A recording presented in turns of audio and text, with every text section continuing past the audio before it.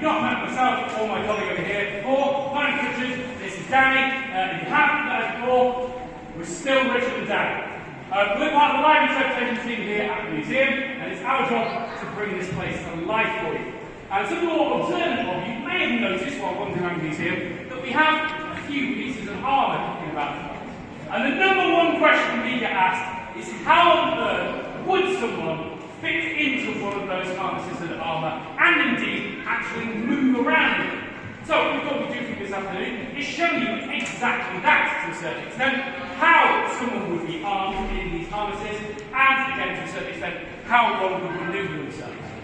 There are a lot of myths and misconceptions when it comes to armour, and hopefully we can dispel some of those for you this afternoon. As you can see, there's a lot to get through, so we'll get started. First and foremost, my glamorous assistant over here, Danny, is wearing as much as he can feasibly get himself into without my assistance. So first and foremost, the jacket he is wearing here is what's known as an arming jacket, or sometimes referred to as a gambeson.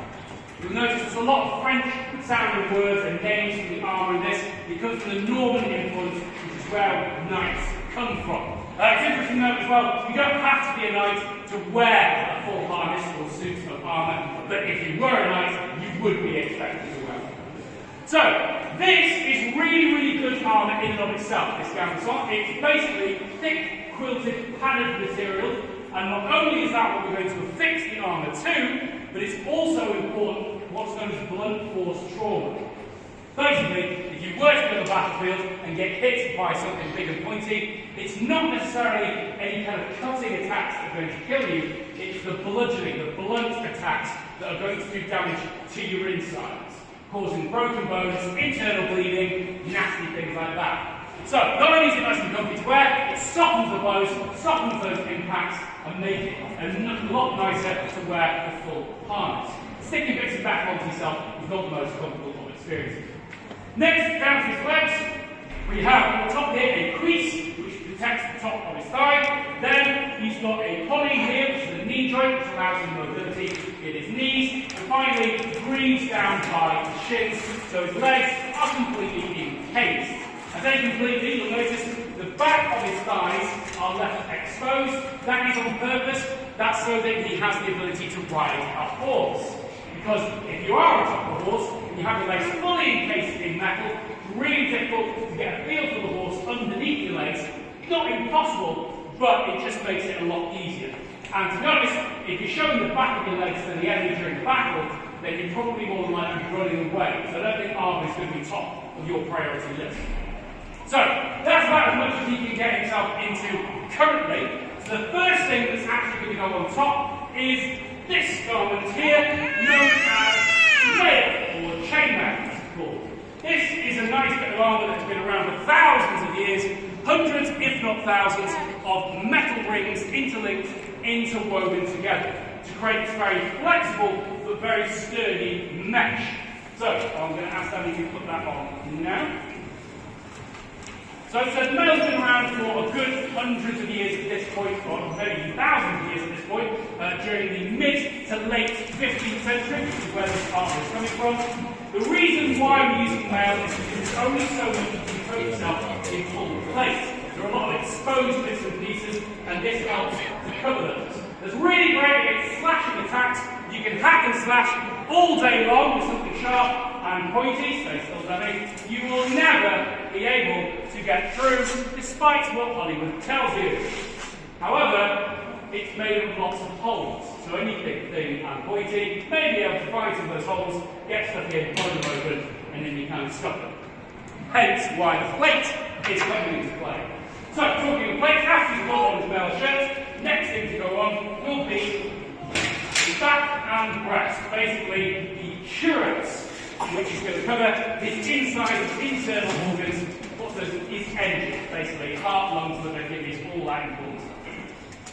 So, there are many different types and styles of armour. You'll notice quite a few around the museum. Every single country tended to have their own unique style.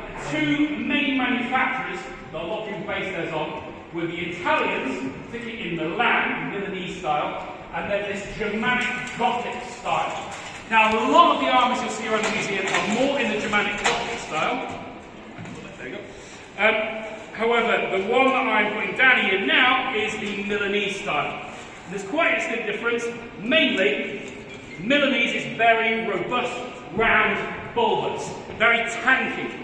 Whereas the Gothic style is a lot more ornate. You have this ornate fluting, runs along it, almost like corrugated iron. Basically, the idea is you have more manoeuvrability with Gothic style, more ability to move, but you're slightly less protected. Whereas in Milanese style, you have less manoeuvrability, but you really are a literal tank on the battlefield, and there's very little that can get to you. So just out of interest, curious, who here would prefer a Gothic style of armour where you have more manoeuvrability but less protection? Just by show of hands. Who here would prefer the Milanese tanky style of armour where you're much more well protected but less manoeuvrable? Who here would rather not wear armour at all, sit at home and have a cup of tea? Yeah, I've got that. So, those are two big myths actually, talking about that, we'll come on to, in terms of weight and manoeuvrability. So the average weight of an armour is roughly between about 20 and 35 kilograms. That may sound like a lot, but the modern British soldier carries about twice that, if not over, today. And you may think that that will weigh you down to the point where you can't get back up off your feet if you're on your flat on your back, and basically turn yourself into the battlefield equivalent of a tortoise. Absolute rubbish. You can get up on your back in 2 seconds flat in this stuff. Backflips, cartwheels, roly-polies, and if I can demonstrate this, Danny will be performing his double expensive backflip, cartwheel, double rolling. But you get the idea. So, the next thing to go on are the arms, known as cannons. So we're not going to go down, but basically cannon just means tube. So they're split into 3 parts, much like the legs. You've got the upper cannon, the lower cannon, and the cutter in between to allow that manoeuvrability.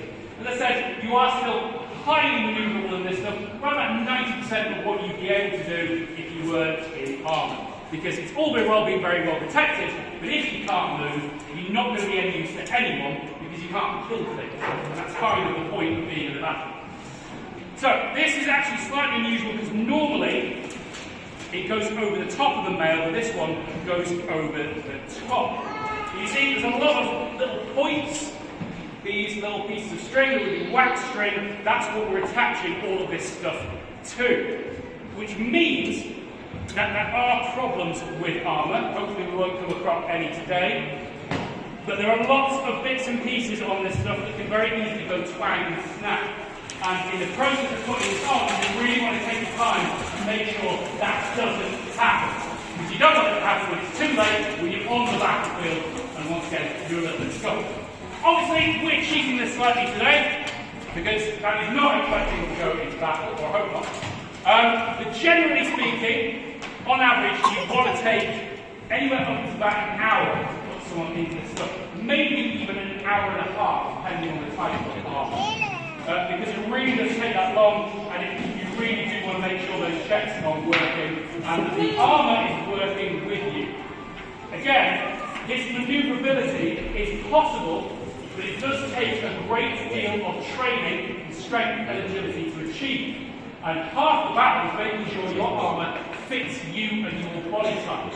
You can't just stick on somebody else's armour and expect it to work for you. That's not quite how it works. Most, or hopefully most, would be tailor-made to you, as close to your skin and your structure as possible. So you have that maximum mobility. It does also mean, though, that we have to be very careful around Christmas time, because if we come back in January and find that we've overdone it, we won't fit in our armours anymore. So, there we go.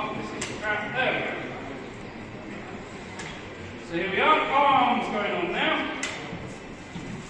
Now, to go on top of those, we have pauldrons, sometimes referred to as spaulders. There is a slight difference between the two. It's very complicated, I won't go into it, but basically, these are both supposed to be shoulder protection. And the general difference between spaulders and pauldrons weapons are big and have this band at the back, spoilers don't. I'm sure there are curators out there who disagree with that, but that's just a really basic general overview. This is obviously to protect your shoulder joints, because on the battle, the main thing, the main attack that's going to come towards you is a downward strike, either towards your head or to your shoulder. So you want to reinforce those bits there. And you will notice as these go on that they are asymmetrical, i.e. the left side is bigger than the right. Now that is for two reasons. First and foremost, everyone in the Middle Ages was right-handed. You were not allowed to be left-handed. In fact, it was considered evil. So where you get the term sinistra from, sinistra, it means left in Latin. So everyone was right-handed, so you would generally speaking be fighting right-handed, which means you're presenting your left side forwards and with your right side back. That means the left side is more protected and have more movement in the right side to be able to swing the weapon. Also, because as a knight, you may be expected to partake in the tournament of jousting. And once again, where you're capturing your lance, i.e. the big pointy stick you're hitting the opponent with, it's going to be on your right side. It's quite a big beast, you can see some in the cabinetry there. So, if you've got too much arm on your right side, you won't be able to catch it under your arm properly. But also, more importantly, where you're going to be striking your opponent is on their left side, their left breast area. That is where we have something known as a target, a small shield that will be the target for the jab. So you want that to be really well protected, because at full speed with a horse going about 30 miles an hour and hitting you with that big pointy stick, you're really going to feel it. So the more arm on that side, the better, and that's check you haven't got getting stuck. So those are the main bits. You can start seeing how it's all coming together, how it's working together. But of course there are two arguably the most important features of your body that you need to protect. Firstly, your hands. If you ain't got no hands, you can't fight. So that's not really very helpful. So you've got gauntlets like these, which are known as mitten gauntlets. They're really good protection over the hands. Main issue is, once again, maximising that manoeuvrability. You want to be able to move your fingers through your hands and digits so you can actually fight. So, in those of these mitten ones, there are layers of metal that overlap to allow him to grasp and move his fingers. But also, to aid with that, he's also got layers of metal atop his fingers, so once again, he can still manoeuvre them, but they're really well protected. Again, if you're working on the back of a horse, which would be expected to be if you're a knight, then you need to be able to hold on to the reins properly.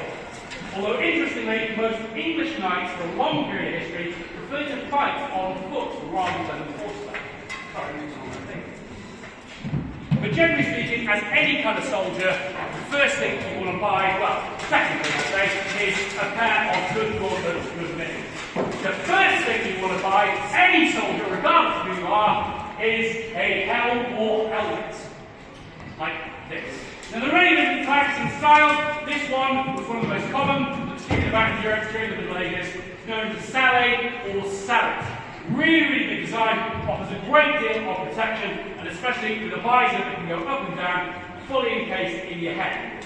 Before that, we need to add slight bits of protection to your bottom of your face. Aid with the helmet. This is what's known as a bevel, which is French and means to drool. Because as you can imagine, once you're in it, there's a lot of perspiration, and you very quickly get very sweaty and very drooly. So I won't keep telling you that too long. It's not very good.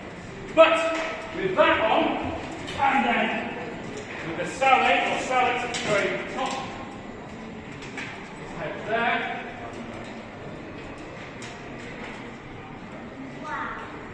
This is just stuff underneath the chin like that. There. And now Danny is fully armoured and ready to give the ears a kick.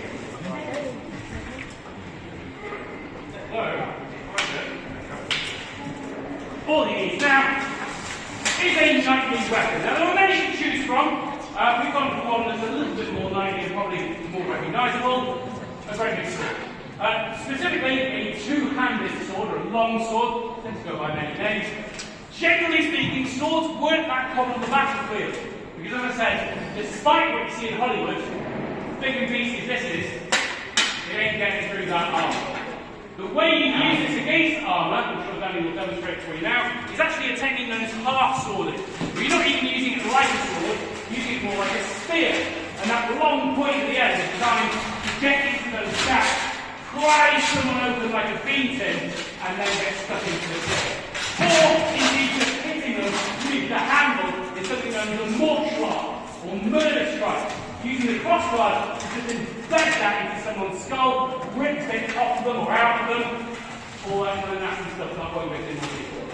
There we are, we have our knight fully encased in armour, ready for battle, from myself and Danny. Thank you very much for watching.